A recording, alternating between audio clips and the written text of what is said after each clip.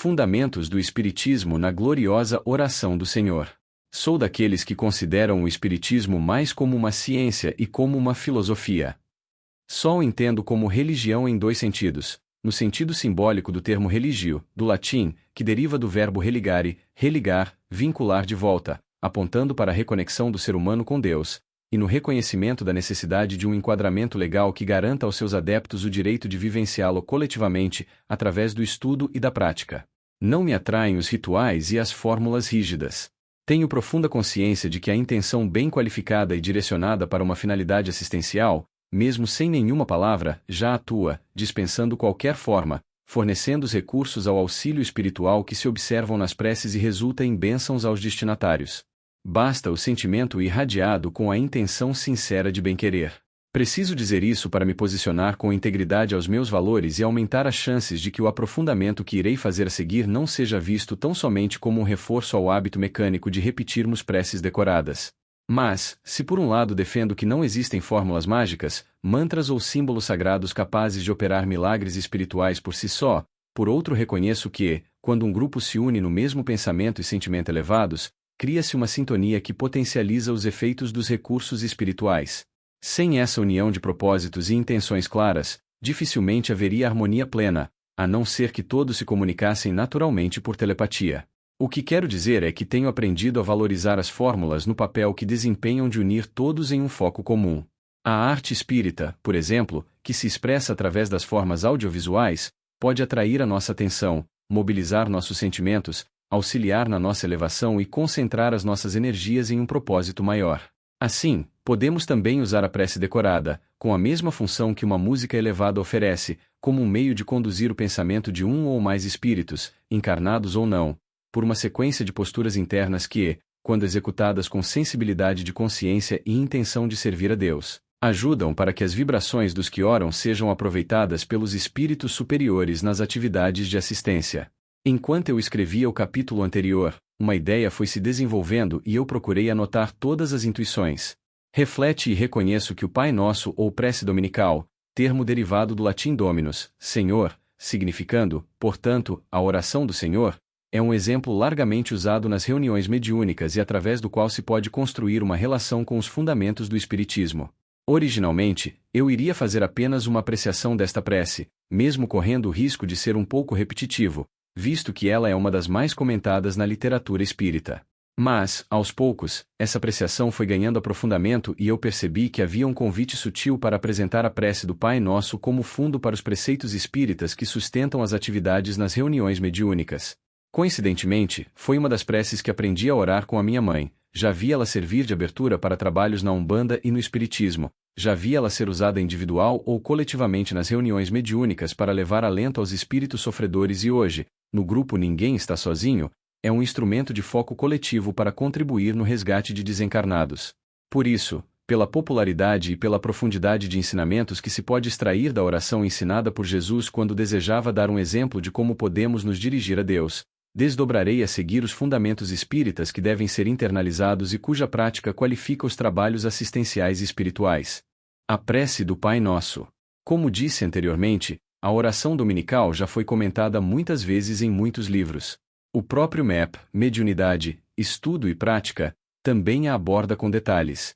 Emmanuel dedicou o capítulo 77 de Fonte Viva às primeiras duas palavras, e foi uma das reflexões que mais me sensibilizou sobre a profundidade desta oração. Retomo a oração aqui não para repetir o que outros já disseram, mas porque ela me inspira a tentar olhar para essas palavras com ainda mais lucidez. Antes de fazer qualquer pedido, Jesus dá uma instrução sobre de onde a prece deve partir. E essa instrução está inteira nas duas primeiras palavras. Pai Nosso. Pai. Quando digo essa palavra, não estou apenas nomeando uma entidade. Estou declarando uma relação. Estou dizendo que o ser que criou o universo me conhece pelo que sou, um espírito em processo de amadurecimento, e que esse processo tem sentido, tem direção, tem alguém que o sustenta. A primeira pergunta do Livro dos Espíritos é: que é Deus? E Jesus responde na síntese desta palavra: Pai. Admitir Deus como nosso Criador nos ajuda a reconhecer que não chegamos a este mundo por acidente. E ainda nos dizem os Espíritos que as leis de Deus ou da evolução impressas em nossa consciência são como uma herança de sabedoria imanente que se torna mais explícita e vivida ao longo do nosso despertar. Deus imprimiu suas leis em nossa consciência. Nós inventamos livros sagrados, mas Ele não as reservou a uma casta de iniciados. Elas se manifestam nos valores que sentimos quando agimos com injustiça e que nos incomodam, na empatia que brota quando vemos o sofrimento alheio, no anseio que cada espírito carrega, mesmo sem saber nomear, de ser melhor do que foi ontem. Esta é uma das várias formas pelas quais Deus nos ampara. Ninguém está desamparado. O Espírito é eterno e desde que foi criado por Deus está sob a sua tutela, contendo em si o germe da evolução e tendo seu progresso acompanhado por espíritos mais adiantados que atuam em seu nome para fazer chegar a todos os meios de se desenvolverem. Portanto, como um pai, Deus ampara o crescimento de cada filho. Jesus disse: Vós sois deuses, e é preciso entender o que quis dizer com isso. Não é um elogio inflado. É a afirmação de que carregamos algo do Pai em nós. Além das leis, temos o potencial latente da perfeição e este é o futuro de cada princípio inteligente emanado da inteligência suprema. Na proporção que nos tornamos espelhos mais fiéis da vontade e ao amor do Criador, ampliamos a esfera dos interesses egóicos e atuamos em sintonia com as falanges de servidores que se rejubilam em colaborar com a gloriosa criação. Chamar Deus de Pai é também chamar a nós mesmos de filhos, e aceitar o que isso implica, que a integração com Ele é nosso destino. É importante salientar, porém, que não pretendemos nos igualar a Deus no sentido de ambicionar a posição que Ele ocupa. Isso seria um ato mais de vaidade do que de humildade. O que queremos é entrar em comunhão, e vivermos entregues ao júbilo de honrar a nossa existência através do amor e da caridade cada vez mais profundos. Não passo em silêncio pela limitação da linguagem. A palavra Pai carrega a marca do tempo e da cultura em que foi pronunciada, e nossa cultura tem um problema sério com esse arquétipo. O pai que muitos conheceram, ou que a cultura ainda projeta, é frequentemente distante, contido, que domina pela força e teme admitir vulnerabilidades. Um arquétipo condicionado por séculos de cultura que confundiu masculinidade com dureza.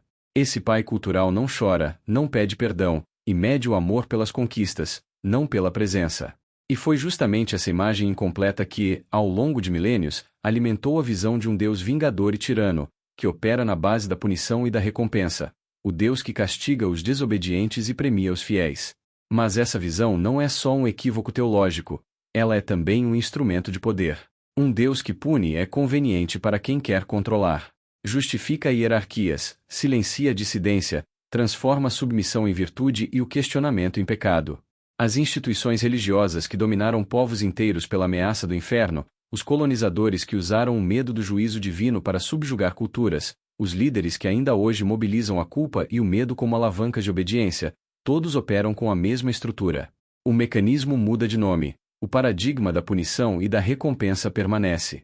O Deus vingador não é apenas uma imagem inadequada de Deus, é uma imagem fabricada para servir a quem precisa que os outros obedeçam pelo temor.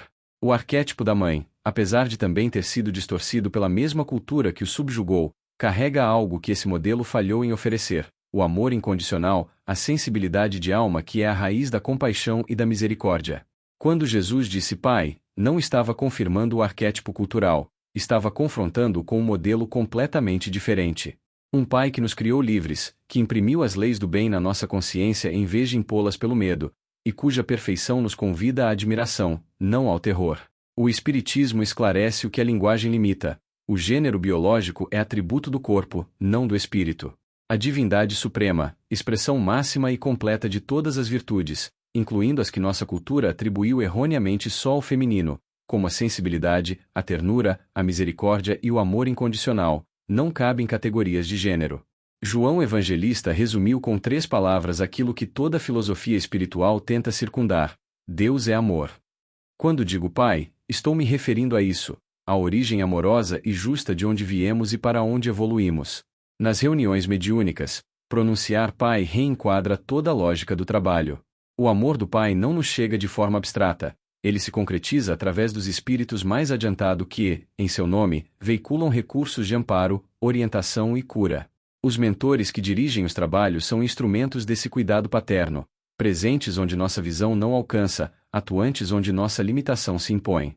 Reconhecer a Deus como Pai é também reconhecer a legitimidade e a autoridade moral dessa presença, e disponibilizar a nossa confiança para que esse amor maior opere através de nós.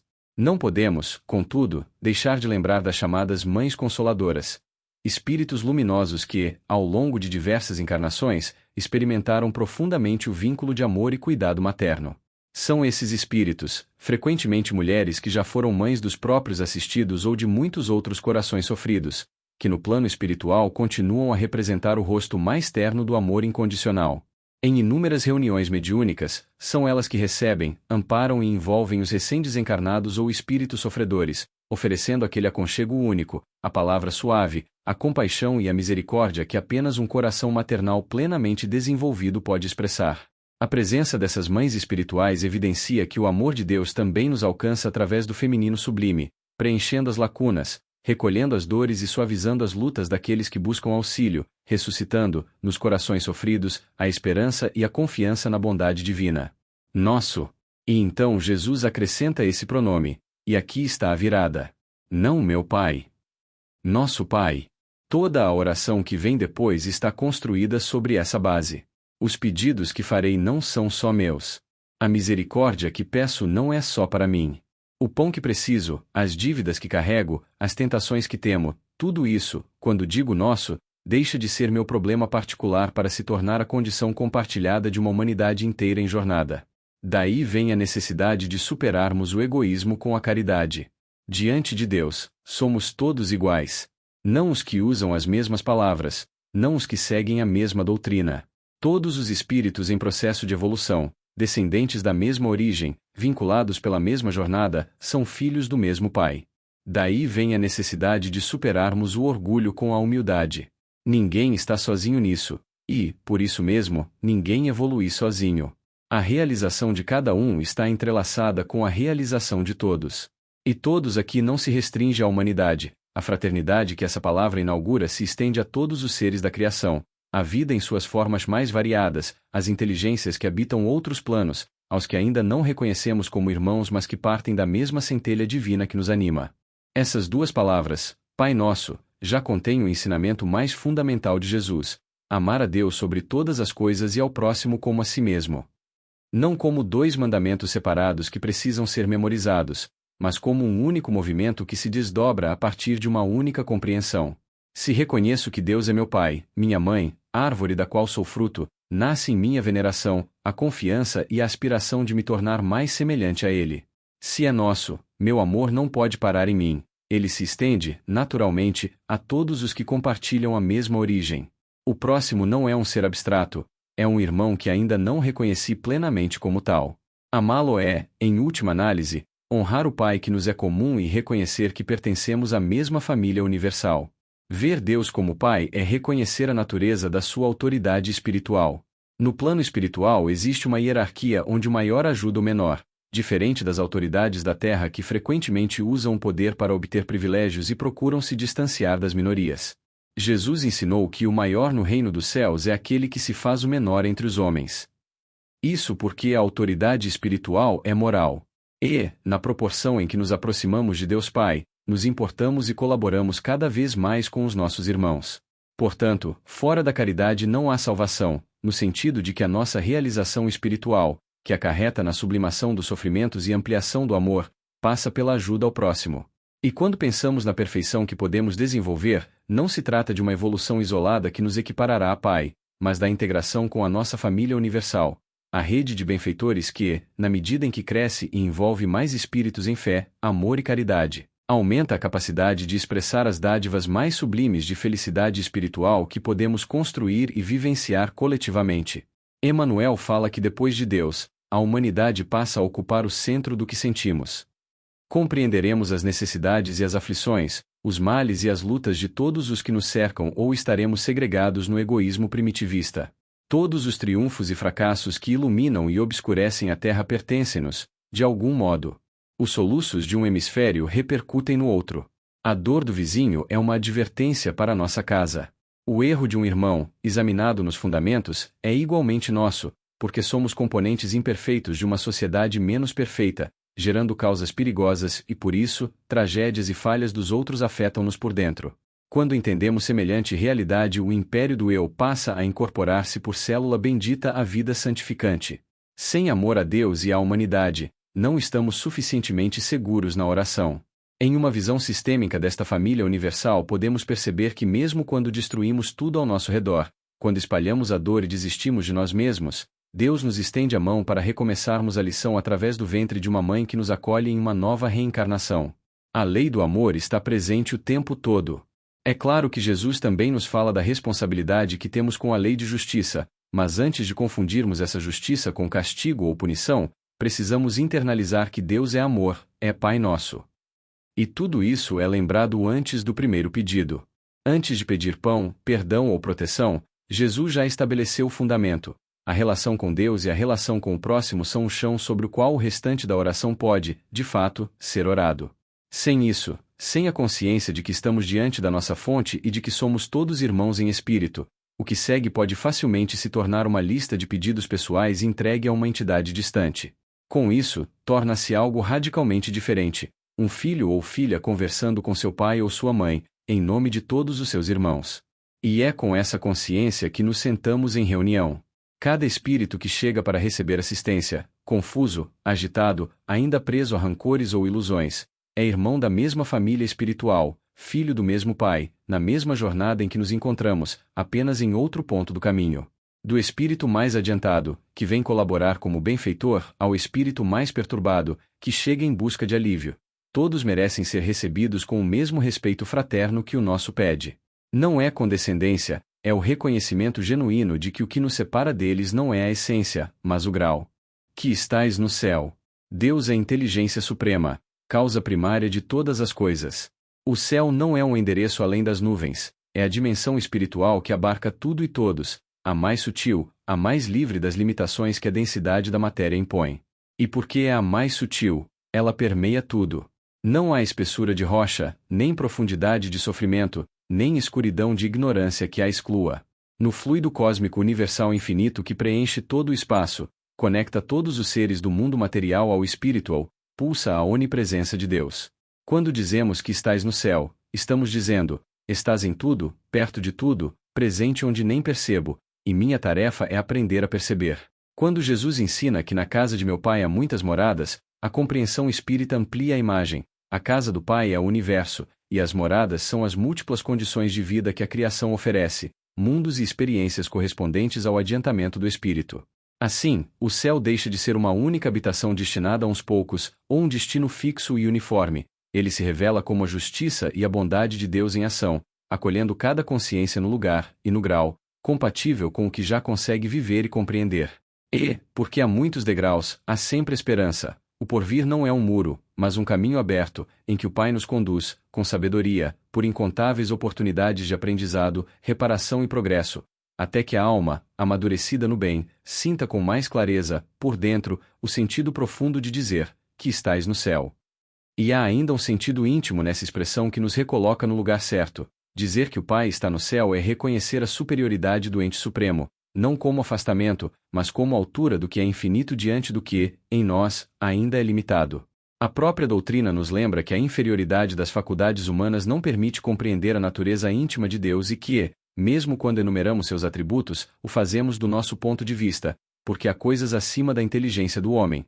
E, no entanto, a razão conclui que Deus deve possuir em grau supremas perfeições, para estar acima de tudo.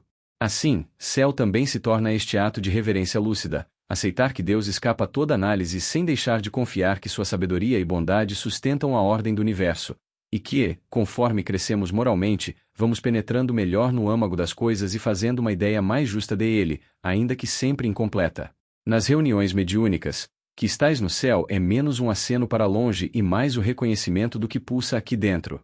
A dimensão espiritual não está separada da sala onde nos reunimos, ela é o substrato invisível de tudo o que acontece entre nós. Os espíritos que chegam para ser assistidos, os mentores que dirigem os trabalhos, os benfeitores que trazem equilíbrio, todos habitam esse céu que permeia o visível.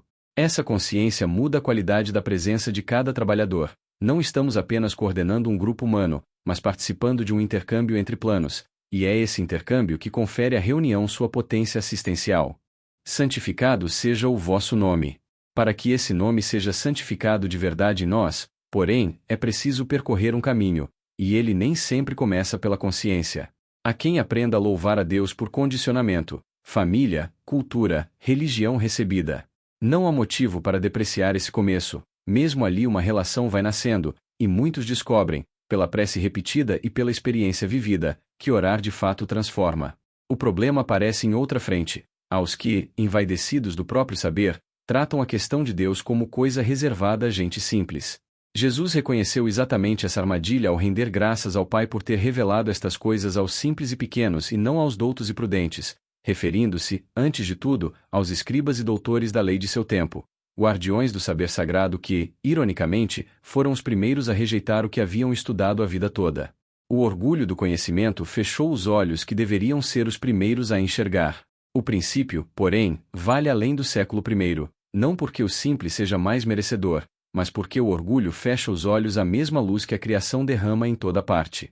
O saber sem humildade resiste a reconhecer uma inteligência superior que nivela todos, o que incomoda especialmente quem ocupa posições de poder e prefere que as leis do mundo sirvam à sua estatura.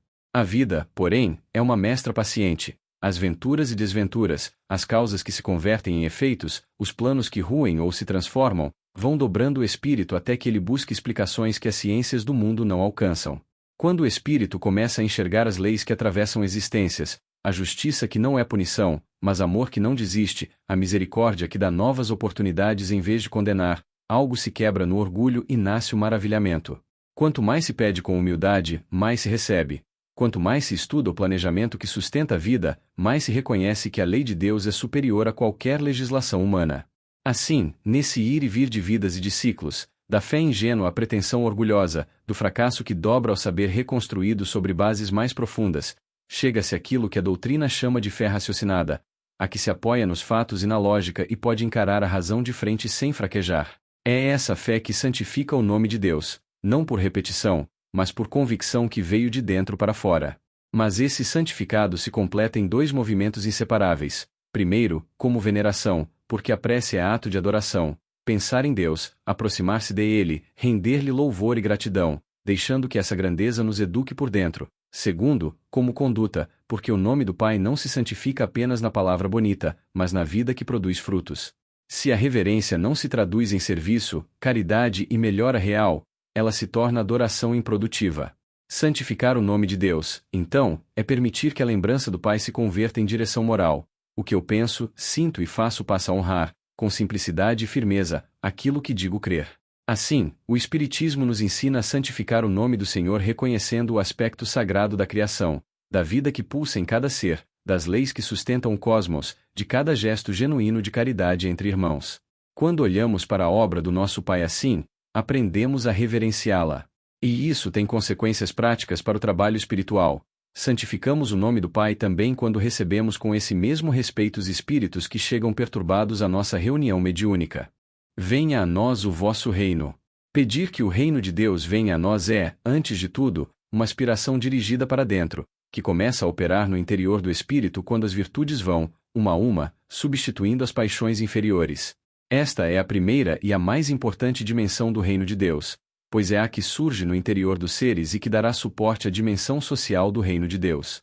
Este é o primeiro pedido que fazemos ao Pai Nosso e, ao meu ver, o mais importante, o da evolução pessoal. A evolução espiritual também é uma lei de Deus e estamos constantemente evoluindo. Ninguém retrograda. No máximo, o espírito retarda o seu progresso através de caminhos nos quais suas lições serão mais penosas. Jesus disse: aquele que não nascer de novo não pode ver o reino de Deus. Essa frase pode ser entendida em dois sentidos. Em um sentido, renascer é a transformação interior, a evolução pessoal pela renovação dos valores e conduta.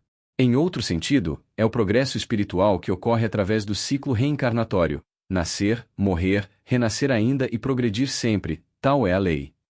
Em ambos os casos, trata-se do desenvolvimento pessoal, em que o reino de Deus é construído no interior. Nas novas reencarnações, podemos aprender as lições que faltaram ao nosso espírito, às vezes enfrentando dificuldades maiores, quando desperdiçamos oportunidades mais suaves de evoluir. Cada qual no seu ritmo, mas todos seguindo a marcha do progresso, o espírito se torna mais justo, mais compassivo, mais capaz de perdoar e de servir aos seus irmãos. Então, suas virtudes se irradiam educando pelo exemplo os demais. E quando muitos caminham nessa direção, algo começa a mudar no tecido da convivência humana. A sociedade se torna mais justa e fraterna. O Espiritismo nos ensina que a Terra é, em sua categoria atual, um mundo de provas e de expiações, mas que este não é o seu destino final. Cada encarnação oferece ao espírito as circunstâncias precisas ao seu desenvolvimento. Bilhões de espíritos reencarnando, e outros bilhões no entorno espiritual da Terra, em marcha progressiva. Com a soma dessas conquistas individuais refletindo em um coletivo mais alinhado às leis de Deus, a Terra vai passando para a condição de mundo de regeneração, um estágio em que o bem supera o mal, em que as relações entre os seres se constroem sobre bases mais amorosas e o sofrimento perde a crueza que hoje ainda o caracteriza.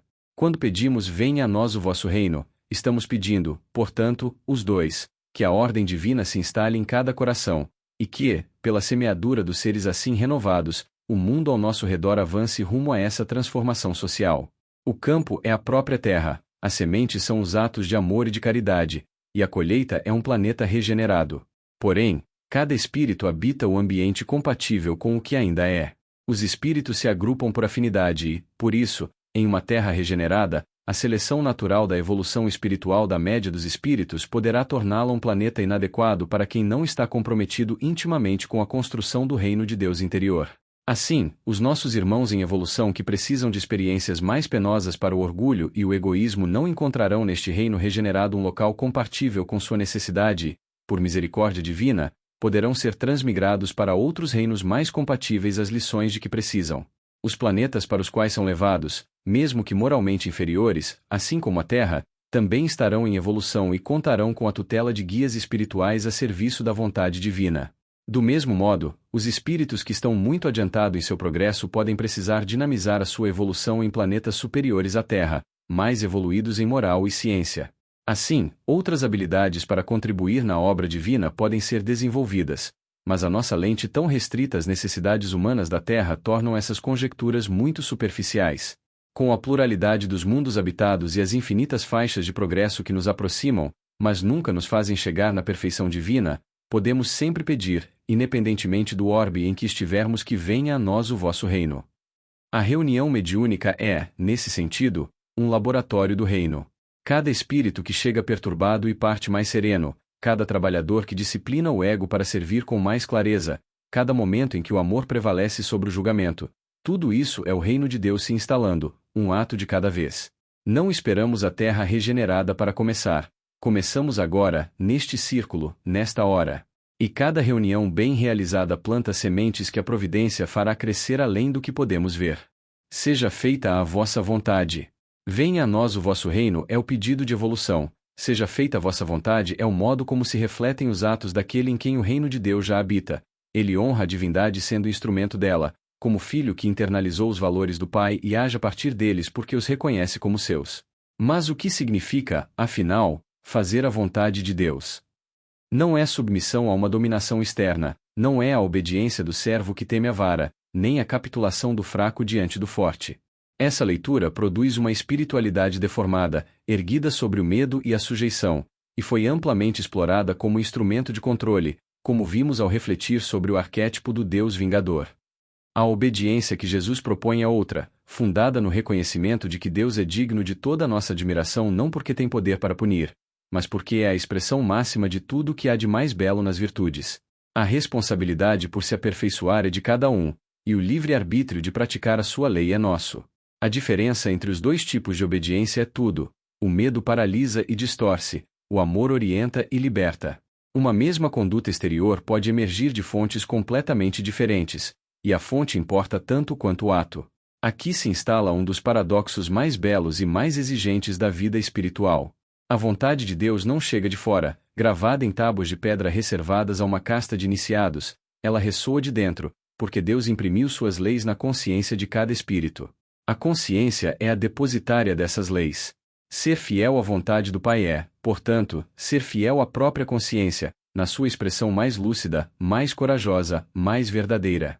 É ser fiel a si mesmo na sua mais ousada expressão de sabedoria, reconhecer que, no íntimo de cada espírito, há uma voz que sabe o que é certo, e que segui-la, mesmo quando dói, é o ato mais elevado de liberdade que um ser pode exercer. O problema é que os mecanismos de defesa do ego são silenciosos e convincentes. A estrutura afetiva carrega paixões disfarçadas de princípios, apegos vestidos de amor, impulsos que se passam por inspiração e bloqueios que se apresentam como prudência. Uma consciência embaçada por essas interferências pode sinceramente acreditar que está seguindo bem, e estar seguindo apenas a si mesma em sua versão mais condicionada. Por isso, seja feita a vossa vontade não é entregar-se aos impulsos instintivos, é responsabilidade derivada do autoconhecimento. É o trabalho de quem reconhece que, para escutar com clareza a vontade do Pai, precisa ir se tornando, por dentro, cada vez mais parecido com Ele, não em grandiosidade, mas em pureza de intenção. Um esforço verdadeiramente heróico. Pede coragem para reconhecer quando o orgulho se disfarça de firmeza, quando o medo usa a voz da prudência, quando o amor próprio se veste de princípio. O verbo da lei divina, tão bem pronunciado pelos lábios e pelas ações de Jesus, precisa de um interior silencioso para reverberar. É assim que a sabedoria latente dos filhos de Deus vai despertando, não pelo acúmulo de conhecimentos externos, mas pela fidelidade crescente àquela voz interior que, quando desobstruída das sombras do ego, ecoa as leis do amor, e convida cada espírito a assumir sua identidade na cooperação com a obra do Pai. Há, porém, um paradoxo que a reflexão honesta não pode ignorar.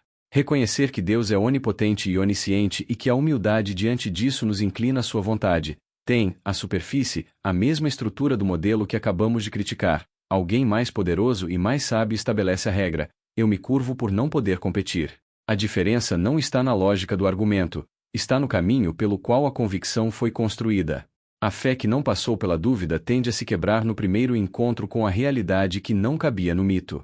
Durante séculos, a religião funcionou pela mediação entre o fiel e Deus. Havia quem soubesse o que Deus queria, e quem devesse obedecer. Essa estrutura não era inteiramente sem valor. Transmitia um código moral e, em muitos casos, funcionava como freio provisório enquanto a consciência não amadureceu o suficiente para se guiar por si mesma.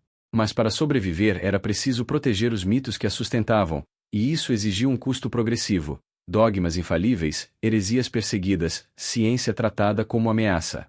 Quando uma autoridade humana se declara infalível, o fiel médio se desresponsabiliza, apenas obedece. É nesse ponto que as maiores violências da história religiosa se tornaram possíveis, não apesar da fé, mas através dela. A colheita dessas violências adoeceu a civilização. A razão voltou-se contra o edifício inteiro, as ciências revelaram uma cosmologia que não cabia nos mitos de criação, a história expôs o papel do poder na construção dos dogmas, a filosofia desconfiou das revelações. O ceticismo materialista tornou-se para muitos não só uma posição intelectual, mas uma postura moral, a recusa de quem não aceita ser novamente enganado. Esse ceticismo tinha suas razões. Mas ao rejeitar o mito, tendia a rejeitar junto a dimensão espiritual da existência. E o espírito humano não se contenta com silêncio, o anseio por sentido, por continuidade, por uma justiça que transcende a vida visível, continuava ali, sem lugar para pousar. Foi nesse intervalo, entre o colapso da ingenuidade e a insuficiência do materialismo, que o espiritismo veio ao mundo. Não para ser a religião do futuro, mas o futuro das religiões, um caminho que não pede ao espírito que escolha entre a fé e a razão, porque reconhece que ambas, quando cultivadas com honestidade, apontam para a mesma verdade. O Espiritismo propõe ferramentas práticas para transcender de uma vez a trilogia que aprisionou o Ocidente, a ingenuidade religiosa que obedece sem compreender, o materialismo científico que nega o que não mede e a especulação filosófica que elabora sem vivenciar. O intercâmbio com os espíritos superiores, quando realizado com as condições morais e mediúnicas adequadas, nutrido pelo estudo sistemático, confrontado com os pilares da codificação e repetido com perseverança nos trabalhos mediúnicos, vai se tornando convicção íntima, não de quem acredita porque leu, mas de quem sabe porque viveu, testou e voltou a testar. Para isso, nem a vivência mediúnica isolada basta, nem a aceitação religiosa de tudo que se lê, nem a análise filosófica sem o contato direto com os espíritos que chegam em sofrimento. A abertura e a investigação não são polos opostos, são parceiros. A abertura sem investigação nos deixa vulneráveis aos mistificadores. A investigação sem abertura nos fecha na arrogância de quem só aceita os casos que cabem em seus protocolos. O caminho é trabalhar ombro a ombro com os mentores, não abaixo deles como fiéis submetidos, nem acima como analistas que os avaliam, mas ao lado, como colaboradores. Absorvendo experiências, refletindo, confrontando com as bases que já temos, refutando as ideias distorcidas que se foram incorporando ao nosso paradigma, e usando o conhecimento assim construído para cooperar com a ciência espírita. É assim que se desenvolve a fé raciocinada, e, com ela, a obediência raciocinada. Não a convicção de quem acredita porque a autoridade ordenou, mas a de quem viveu o suficiente, dentro e fora de si mesmo, para reconhecer que as leis do amor são as mais sábias que existem. Pedir a Deus o que desejamos e nos colocarmos de peito aberto para acolher o que Ele nos concede é, afinal, um exercício de humildade, confiança e amor. Ou, se preferir reunir tudo isso em uma única virtude, é fé. Reconhecer que o poder de que usufruímos é ínfimo diante da sua onipotência e que não há como comparar a nossa ciência à sua onisciência é o chão filosófico dessa fé, não o ponto de partida ingênuo, mas a conclusão madura de quem percorreu o caminho. E Deus não nos humilha com a sua soberania. A vontade de Deus se impõe como lei, mas não suprime o nosso livre-arbítrio. Por isso, cabe a nós escolher alinhar-nos à sua vontade. Compreender as leis de Deus nos ajuda a confiar que, ao cumprirmos nossa parte na sua obra, teremos todo o amparo reservado aos seus trabalhadores. Em qualquer momento de nossa evolução, quando tomarmos a decisão interior de ser um trabalhador na vinha do Senhor e fazer a sua vontade, receberemos o amparo que Ele destina igualmente a todos os filhos. A parábola dos trabalhadores da vinha esclarece este ponto. O Senhor contrata operários ao amanhecer, outros à hora terça, ao meio-dia, ao entardecer, e paga a todos o mesmo salário ao fim do dia. Os primeiros protestam, o Senhor responde, cada um recebeu o que foi combinado, e ele é livre para dar ao último o mesmo que deu ao primeiro. A retribuição não é proporcional ao tempo de serviço. Quem decide hoje aderir à vontade do Pai recebe o mesmo que quem decidiu há décadas. O salário é a consciência limpa, o posicionamento íntimo renovado para o bem, a paz de quem parou de exigir que o mundo se curve. Quando oramos, seja feita a vossa vontade, declaramos essa adesão, e o Pai abre os braços a cada filho que decide, a qualquer hora, retornar ao trabalho. E aqui se revela uma das expressões mais altas da fé, confiar em Deus a ponto de permitir que a vontade dele prevaleça, mesmo quando não entendemos os desígnios da providência e mesmo quando o que a vida nos oferece toca exatamente os pontos de que mais fugimos. Essa fé é virtude ativa, que sustenta o coração, ilumina a consciência e fortalece a perseverança no bem. Quem cultiva essa fé aprende, com o tempo, que a vontade de Deus não concorre com nossa felicidade, ela a conduz. No contexto das reuniões mediúnicas, permitir que seja feita a vontade de Deus é entender que não somos nós que decidimos quem será atendido, em que ordem, de que forma e com qual resultado. Não temos, encarnados, a visão do planejamento reencarnatório de cada ser, não sabemos se aquela dor que queremos aliviar é justamente a que está curando, ou se aquela situação que parece injusta é a colheita necessária de sementes antigas. Os espíritos mais avançados que orientam o trabalho têm acesso a essa perspectiva mais ampla. A eles cabe conduzir as prioridades da assistência. Nosso papel é oferecer, com inteireza, nossas energias, nossas preces e nossa presença, e confiar. Seja feita a vossa vontade é, na reunião mediúnica, a chave que liberta o trabalhador do peso de ter que controlar o que está além do seu alcance e que o abre, genuinamente, ao que os mentores sabem ser necessário. Assim na terra como no céu. A vontade de Deus deve cumprir-se, por meio de suas leis, tanto na dimensão material quanto na espiritual, na vida dos encarnados e na vida dos espíritos. Ambas estão suscetíveis à mesma ordem divina, à lei de causa e efeito e ao propósito maior de evolução. Por isso, pedir que ela se faça assim na terra como no céu é pedir coerência entre os dois planos, para que a vida concreta, aqui, se harmonize cada vez mais com a verdade espiritual. Nessa perspectiva, pedir que o reino venha e que a vontade de Deus se faça assim na terra como no céu é pedir que essa unidade se manifeste, que nossa vida encarnada, com todos os seus limites e suas relações concretas, se torne progressivamente expressão da harmonia espiritual. O que se trabalha internamente no espírito reflete-se, cedo ou tarde, na ação exterior. E o que se faz na matéria tem raízes no que se é no espírito. Por isso, venha a nós o vosso reino aponta para a evolução interior do espírito. Seja feita a vossa vontade aponta para a conduta que dela decorre, e assim na terra como no céu pede que essa harmonia se manifeste em ambos os planos, que o que avança no espiritual encontre correspondência no material, e vice-versa, matéria e espírito, reciprocamente reflexos. Um dos exercícios mais difíceis de viver o assim na terra como no céu é aceitar a desencarnação de pessoas queridas. A dor da separação é legítima e pede acolhimento, não negação. Mas o luto, quando não encontra amparo na compreensão espírita, pode instalar uma contradição sutil. Queremos que Deus cuide dos que amamos e, ao mesmo tempo, resistimos ao fato de que o modo como Ele cuida pode ter passado pela desencarnação. A vida não se interrompe no túmulo, e cada retorno ao plano espiritual também se inscreve na sabedoria da providência. Respeitar a vontade de Deus, nesse ponto, não é negar a saudade, e sim transformá-la em prece, gratidão pelo tempo partilhado e confiança de que o amor verdadeiro permanece além da matéria. Assim na terra, onde a saudade dói, como no céu, onde o vínculo continua.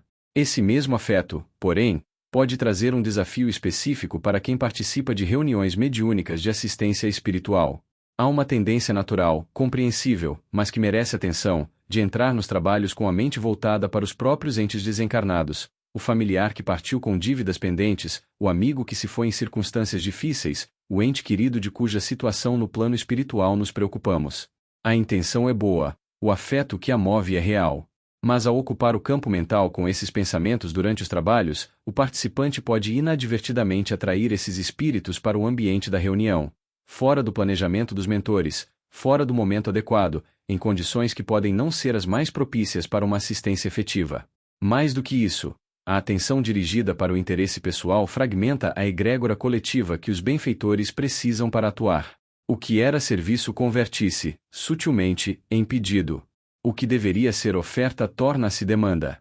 Assim na terra como no céu é, na prática do trabalho mediúnico, o convite a entrar no círculo de serviço sem uma agenda própria, a deixar do lado de fora, ao menos durante o tempo dos trabalhos, as preocupações pessoais com os nossos desencarnados, confiando que os mentores, que conhecem cada alma com uma profundidade que não temos, conduzirão as assistências necessárias no tempo e no modo que a providência determina.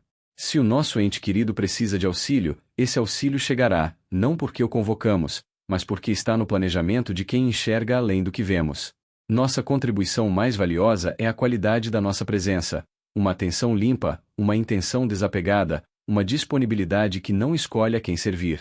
É essa coerência entre os planos que a reunião pede de cada trabalhador. O pão nosso de cada dia nos dai hoje. Este é o segundo pedido, pela nutrição que sustenta o espírito em todas as dimensões. Jesus usava o pão para simbolizar, além do alimento, o amor e o conhecimento das leis de Deus. Se temos um pão para partilhar entre um grupo de pessoas, ele terá de ser partido em pedaços para que todos recebam. A lei da matéria opera na divisão, na escassez. Mas há pães que podemos multiplicar e garantir que todos se nutram, pois a fonte é o próprio Espírito. O conhecimento pode ser multiplicado sem que quem o doa precise ficar com menos. O amor também pode ser dado, e, como diz a sabedoria popular, coração de mãe sempre cabe mais um. Ampliar o amor não o gasta nem o perde. Ao contrário, ele se potencializa. Essas são as leis espirituais. A nossa evolução não é regida pela lei da matéria, na qual o pão partilhado resulta em perda para quem divide. A lei espiritual da caridade é outra, nós recebemos aquilo que doamos ao próximo. Esta consequência da lei de causa e efeito, colher o que se planta, a lei do retorno, reflete justamente o pão que pode ser dividido infinitamente. Quanto mais doamos, mais nos é abundante. Da minha parte, gosto de usar outra analogia. Um pão é um produto criado pelos humanos e reflete uma condição materializada, em que partilhá-lo gera divisão e, portanto, escassez para quem doa. Diferente do conhecimento, em um grupo onde todos o oferecem, cada membro mantém o seu e ainda recebe o dos demais. A gratidão, o carinho, o amor podem abastecer quem dá em vez de esgotá-lo. Na matéria, os bens parecem seguir a lei do ganha-perde. Mas olhe com mais atenção ao que foi criado por Deus e veremos que não é bem assim. Em vez de levar um pão, leve uma laranja ou uma melancia. Mesmo que precisemos dividi-la, se cada um sair com uma semente, cada um pode ter melancias para o resto da vida.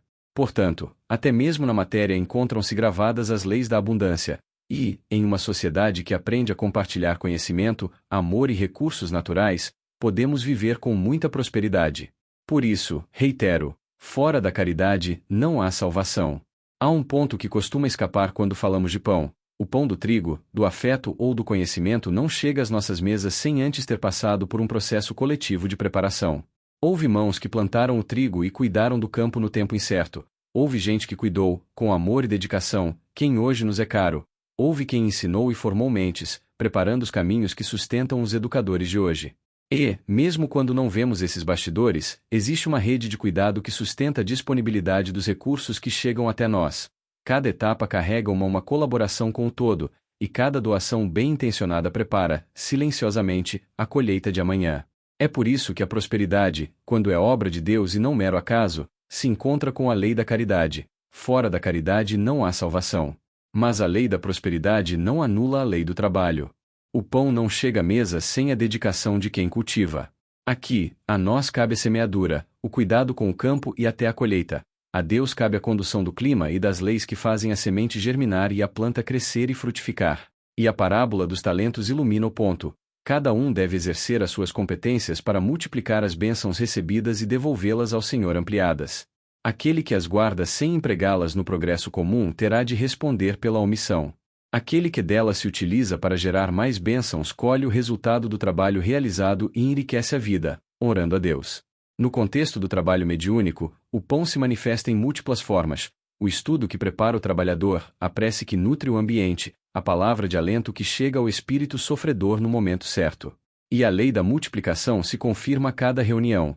Quem chega disponível para servir sai mais abastecido do que entrou. Os eflúvios trazidos pelos benfeitores, a paz que fica depois que a angústia de um espírito se dissipa, o fortalecimento de quem doa sem guardar para si, tudo isso é o pão espiritual que não divide, mas multiplica. Servir é, no trabalho mediúnico, também alimentar-se. Perdoai as nossas ofensas assim como nós perdoamos a quem nos tem ofendido. Este é o terceiro pedido, o da misericórdia, o da cura das enfermidades da alma, que são as mais profundas, visto que atrasam a evolução espiritual. As dívidas perante a lei de Deus, as ofensas, os momentos em que ferimos os próprios valores do espírito, tudo isso ressoa na consciência como um peso que não se dissipa com o tempo. Precisamos desta cura. Precisamos confiar que somos dignos da misericórdia divina e que podemos resgatar nossas faltas. Mas não sejamos ingênuos de supor que a restauração das penas geradas pelos danos que causamos à lei de Deus será espontânea e sem custo. Quando fracassamos diante de uma lei divina, isso revela que ainda não adquirimos o conhecimento-virtude necessário para ser instrumento do Pai. Do nosso aprendizado depende a nossa remissão. A esse respeito, Jesus narra a parábola do servo sem misericórdia. Um devedor implorou ao seu senhor que lhe perdoasse as dívidas, e o senhor as perdoou. No entanto, ao sair, esse mesmo homem encontrou alguém que lhe devia uma quantia menor e se recusou a conceder o mesmo perdão que acabará de receber. Quando o senhor soube, retirou-lhe tudo. A conclusão é precisa: recebemos a misericórdia na mesma medida em que somos capazes de oferecê-la. Por isso, Jesus acrescenta a condição: assim como nós perdoamos a quem nos tem ofendido. Quando aprendemos com os nossos próprios erros, estamos prontos para a prova, a circunstância concreta, colocada pela providência, em que somos chamados a demonstrar na prática que a mudança é real. Na prova, o que estava apenas como intenção precisa tornar-se atitude, e o sinal mais claro de que passamos por ela é sermos capazes de oferecer ao irmão a mesma benevolência que esperamos de Deus. Esse aprendizado se revela em dois sentimentos e intenções: o arrependimento e a vontade de corrigir, o reconhecimento sincero da falta e a certeza íntima de que não desejamos incidir, e a predisposição à compaixão e ao perdão, a capacidade de acolher, sem condenar ou desejar vingança, quem incorre nos mesmos erros que um dia cometemos, lembrando que o Pai nos perdoou. Quando o arrependimento ainda não amadureceu o suficiente para gerar essa mudança interior, a providência não abandona o espírito, abre-lhe o caminho da expiação. A expiação não é punição arbitrária, é a lei de causa e efeito operando como escola. Quem não aprendeu pelo amor e pela reflexão precisará experimentar, na própria pele, o sofrimento que insiste em provocar no outro, até que a empatia nasça da experiência vivida. É um recurso mais custoso, mas igualmente misericordioso. Ninguém fica parado para sempre. Há sempre caminhos abertos para a renovação, por mais que nos tenhamos afastado da lei de Deus. Mas por que o sofrimento consegue ensinar o que o amor ainda não ensinou?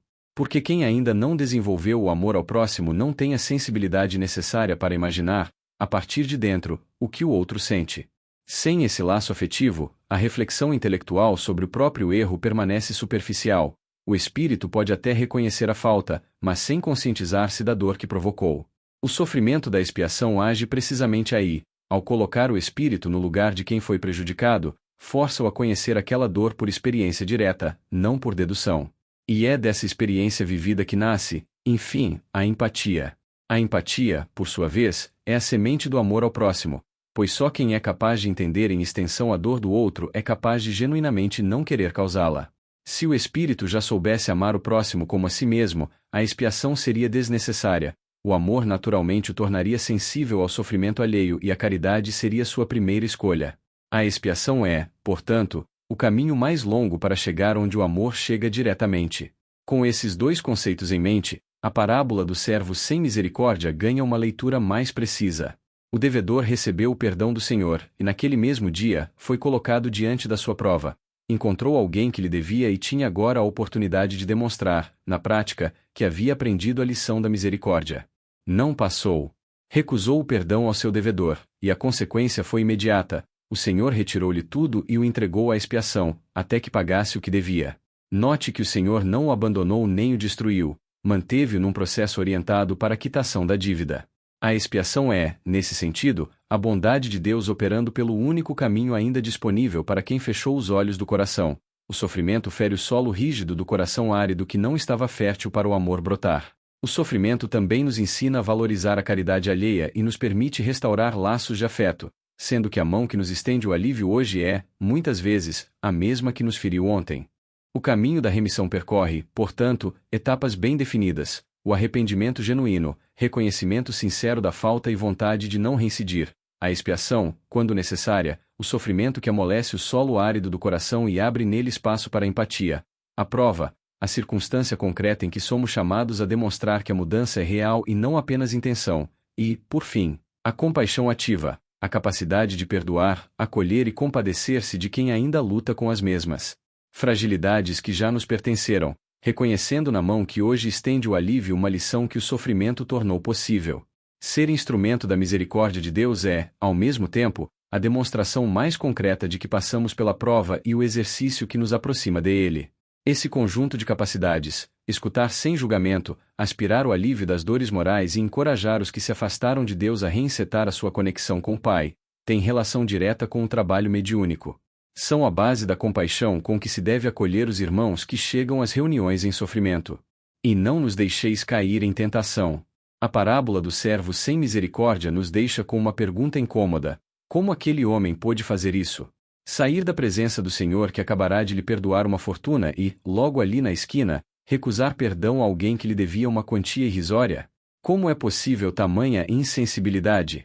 Mas vamos reconstruir o que estava dentro dele naquele momento. Poucos minutos antes, ele havia sido humilhado em seu orgulho da forma mais devastadora que um homem de sua época podia imaginar, chamado a prestar contas diante do Senhor, exposto como insolvente, incapaz de honrar sua palavra. E o que significava isso, concretamente? Que sua esposa e seus filhos, as pessoas que ele mais amava no mundo, estavam prestes a ser vendidos como escravos para cobrir a dívida.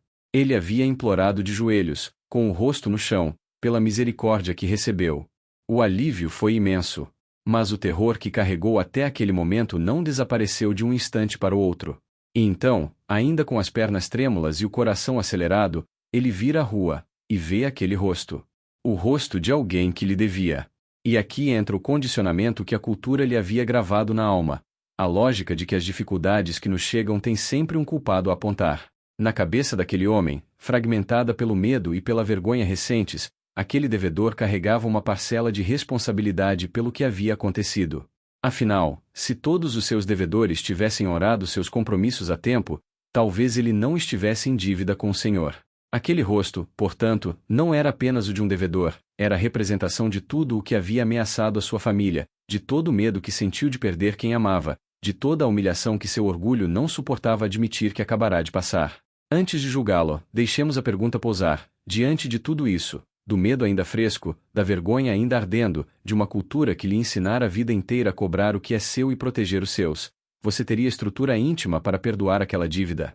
É precisamente esse o tipo de estrutura que pedimos a Deus quando oramos e não nos deixeis cair em tentação. Não estamos pedindo para ser poupados das situações difíceis, estamos pedindo para não sermos vencidos por elas. A tentação que não queremos ver vencer-nos é a reatividade, a defensividade, os condicionamentos nos quais os nossos mecanismos de defesa estão alicerçados e para os quais temos a tendência a nos inclinar. O quanto precisamos nos conhecer para perceber quando estamos desviando da retidão moral que nos mantém alinhados ao Senhor. Aqui, podemos ressaltar a importância da reforma íntima como leme da evolução espiritual. Estamos pedindo resistência ao mal que nós próprios somos capazes de promover.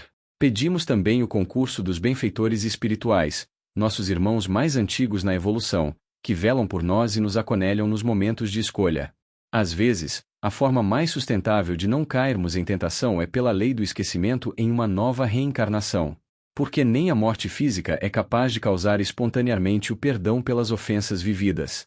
E corremos o risco de cairmos em tentação quando estamos encarnados ou desencarnados. Aliás, na condição de desencarnados, livres de algumas restrições físicas, a motivação de vingança pode logo favorecer um processo de obsessão espiritual, no qual um espírito desencarnado persegue, em busca de uma justiça pessoal. A justiça divina é sempre mais adequada do que a vingança porque ela conhece o que nós não conhecemos. Os espíritos superiores responsáveis pelo planejamento reencarnatório de cada ser têm acesso à história completa de cada alma, suas dívidas, suas conquistas, o grau exato de aprendizado que cada experiência pode proporcionar. São eles que preparam as provas e as expiações necessárias, com uma precisão que nenhuma vingança humana ou espiritual seria capaz de alcançar. Espíritos mais esclarecidos podem participar deste planejamento. Mas, quando tomamos para nós a tarefa de fazer justiça com as próprias mãos, estamos substituindo essa sabedoria superior por nossa visão parcial, ainda marcada pela dor e pelo condicionamento. A esse respeito, Jesus deixou um ensinamento preciso e incômodo: é inevitável que venham os escândalos, mas ai daquele por quem vem. Em outras palavras, as provas virão, elas são necessárias para a evolução de cada espírito. O irmão que hoje nos fere pode estar, sem o saber, sendo instrumento de uma prova que precisávamos enfrentar. Mas isso não o isenta. Quem se torna instrumento do escândalo, agindo movido pelos próprios condicionamentos e pela ausência de amor, colocar-se exatamente na posição do servo sem misericórdia, recebe a oportunidade da prova e reprova. E, ao reprovar, abre para si mesmo o caminho da expiação. Nas bem-aventuranças, Jesus declara abençoados os que sofrem injustiça, os que são perseguidos, os que choram, não porque o sofrimento seja bom em si, mas porque a providência garante a reparação. O injustiçado que sustenta a fé e não se deixa contaminar pela amargura não precisa se vingar. Sua prova está sendo cumprida com dignidade, e os espíritos superiores que velam por sua evolução não deixarão sem resposta o que foi suportado com amor. A reparação virá, no tempo certo, pela via certa, com a exatidão que só a onisciência divina pode oferecer. Há casos, porém, em que os conflitos se aprofundam tanto, e o ódio, a mágoa e o desejo de vingança se enraizam tão profundamente no espírito, que nem a morte física é capaz de dissolvê-los. O espírito desencarna carregando os mesmos rancores, os mesmos laços de aversão, a mesma chama da tentação acesa. E, no plano espiritual, livre de algumas restrições físicas, esse estado pode facilmente derivar para a obsessão, a busca por uma justiça pessoal que a lei de Deus não autorizou. Nesses casos, a reencarnação com o esquecimento do passado torna-se um recurso de misericórdia. Ao reencarnar sem a memória consciente das ofensas vividas, o espírito tem a chance de ressignificar sua relação com pessoas que antes lhe eram fonte de dor ou ódio. O que antes era motivo de tentação passa a ser, nessa nova condição, uma oportunidade de aprendizado desarmada do peso emocional acumulado. Ao reencarnar, o espírito não carrega a memória consciente das experiências anteriores. Isso pode parecer, à primeira vista, uma perda. Mas é, nos casos em que os condicionamentos seriam mais pesados do que nossa capacidade de superá-los, um presente. O esquecimento é a misericórdia que nos ajuda a não cair em tentação, ao atenuar os condicionamentos e filtrar as lembranças que perturbassem o foco de que precisamos para aprender as lições da encarnação. A providência nos devolve a possibilidade de recomeçar. Nas reuniões mediúnicas, os espíritos superiores às vezes trazem memórias do passado através dos médiuns ou de cenas percebidas pelos espíritos assistidos para auxiliar na compreensão de experiências que parecem injustas mas que, na perspectiva espírita, são provas ou expiações necessárias ao progresso espiritual. Durante os trabalhos de desobsessão, é comum que espíritos em sofrimento cheguem carregando mágoas profundas sem compreender que aquelas situações dolorosas eram oportunidades de aprendizado. O dialogador, orientado pelos mentores. Às vezes, com a compreensão de que a aparente injustiça sofrida foi na verdade uma colheita, o arrependimento do passado surge e isso favorece o perdão e a disposição em aceitar o auxílio para romper o ciclo de sofrimento. Para alguns, esquecer o passado ajuda a reconstruir laços a não cair em tentação. Outros, precisam lembrar para que reconheçam a necessidade do perdão. O escândalo é o conflito que testa as nossas virtudes e permite avaliar os limites da nossa capacidade de ter fé, amor e praticar a caridade. Jesus manteve a fé quando a única saída que entrevia era a cruz do sacrifício, o amor pelos amigos que o abandonaram, o perdão aos inimigos que o caluniaram e a caridade perene até depois da desencarnação, no trabalho espiritual pela regeneração da humanidade. Que o exemplo deles seja o nosso modelo. Mas livrai-nos do mal. Com este último pedido, estamos pedindo que os espíritos superiores, nossos guias, nos inspirem e auxiliem para que a nossa consciência seja fecundada pela aspiração de viver alinhados ao bem, e que ela possa nos sinalizar quando estivermos nos afastando da harmonia com a lei divina. Há uma complementaridade entre os dois últimos pedidos. E não nos deixeis cair em tentação é mais direcionado ao mal de dentro. Peço resistência ao mal que eu próprio sou capaz de promover, peço autoconhecimento. Mas livrai-nos do mal é usualmente mais direcionado ao mal de fora. Primeiro o meu mal, depois o de fora. E assim, reciprocamente, me mantenho equilibrado. Reforma íntima é a base para que a desobsessão seja efetiva. O que é o mal do qual queremos nos livrar? Que trabalho temos para desconstruir a educação que nossa cultura nos oferece de sempre projetar o mal como algo externo? Isso é uma das maiores falhas que Jesus tentou combater e que, após sua morte, as grandes religiões criadas em seu nome utilizaram para a dominação das massas. Deus não criou espíritos maus.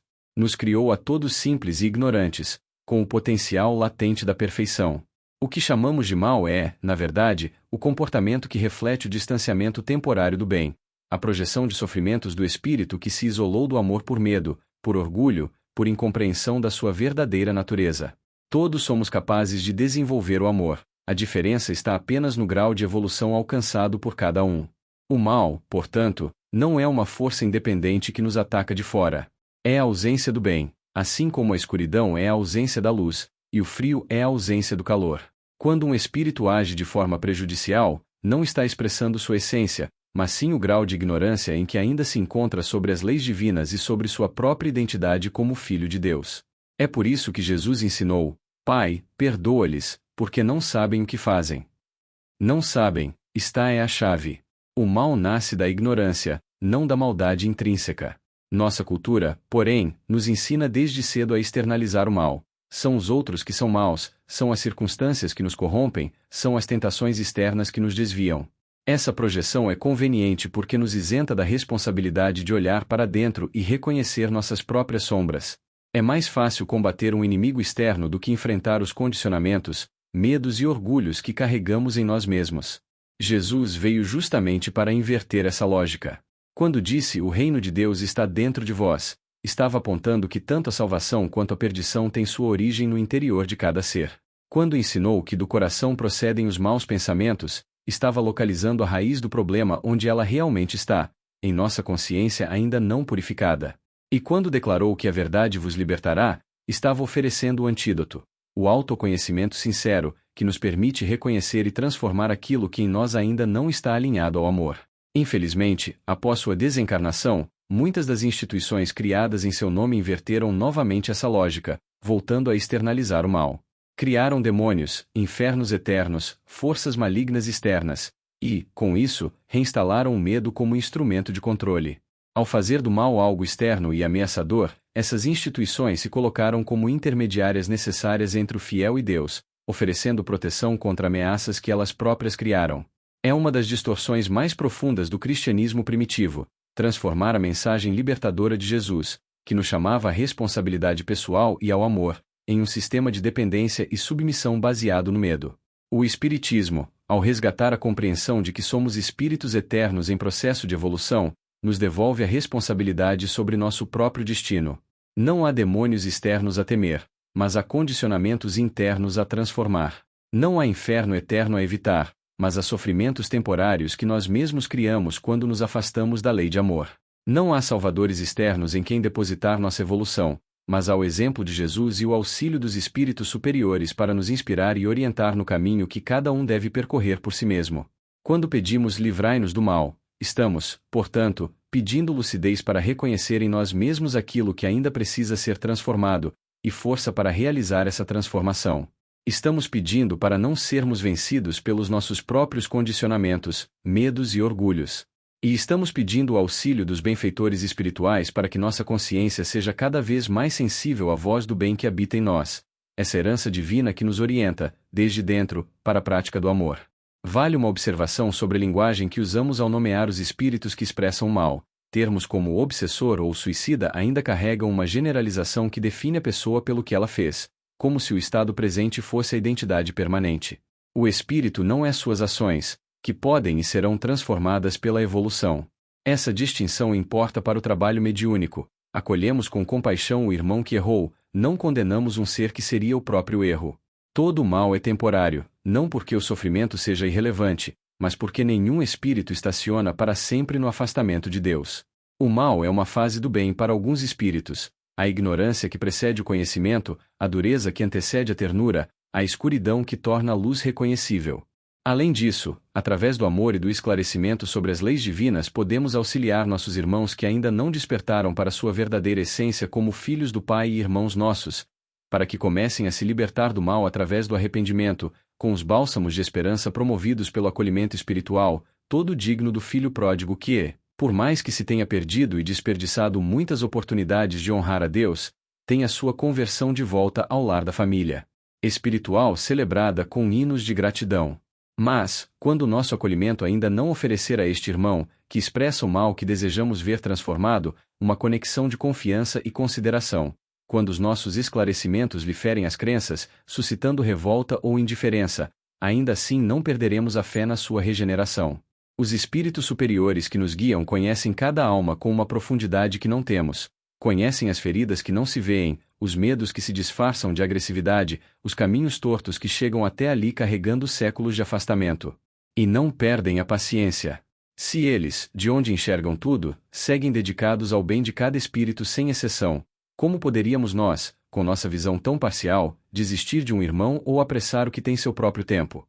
A humildade do trabalhador mediúnico começa exatamente aqui, em respeitar o ritmo de cada alma como o Pai o respeita. Há, nas reuniões mediúnicas, um instante de júbilo que não se descreve sem reverência, quando a família espiritual se faz sentir, quando a consciência se pacifica, quando o amor em ação nos envolve e, por alguns momentos, experimentamos o pertencimento a Deus, com todas as limitações que temos. Mas, é como se o coração encontrasse casa. É como se tudo, enfim, estivesse no seu devido lugar. E, no entanto, é justamente desse banquete de paz que nasce a renúncia mais bela. Porque a compaixão que vem do Cristo não se fecha em si mesma, não se satisfaz em desfrutar a própria luz enquanto alguém sofre na sombra. No auge da harmonia, o amor escolhe sair ao encontro da dor. No ápice da confraternização, a caridade escolhe servir. Também por isso nos comove tanto a presença dos espíritos superiores em nosso trabalho. Vindos de comunidades mais elevadas, eles se aproximam da densidade da crosta terrestre, trazem eflúvios balsamizantes e conosco, tecem a egrégora de energias superiores ligadas a Jesus. Poderiam permanecer nos planos de maior leveza, escolhem, porém, descer por amor, para que ninguém fique sem amparo. E, dentro dessa egrégora, acontece a cena da parábola. O pastor deixa, por um momento, o círculo da alegria segura e parte em direção aos vales escuros para buscar a ovelha desgarrada. O médium, então, sente no próprio campo íntimo o contraste dessa travessia, da paz para o atordoamento, do cântico para o gemido, da claridade para a névoa densa das consciências em miséria espiritual. E mesmo assim permanece, porque aprendeu com os benfeitores que amar é não recuar diante da dor do irmão. Quando as palavras não alcançam e a presença ainda não abre portas, elevamos a prece. E Deus, de infinito amor, toma nossas centelhas de caridade, regadas de fé ardente, e as conduz aos rincões mais sombrios das consciências apagadas, como o pastor que atravessa a noite para buscar a ovelha perdida. Que ali despertem a esperança adormecida, ali floresça a lucidez e ali se reacenda, em cada ser, a lembrança da sua verdadeira essência de filho do Pai.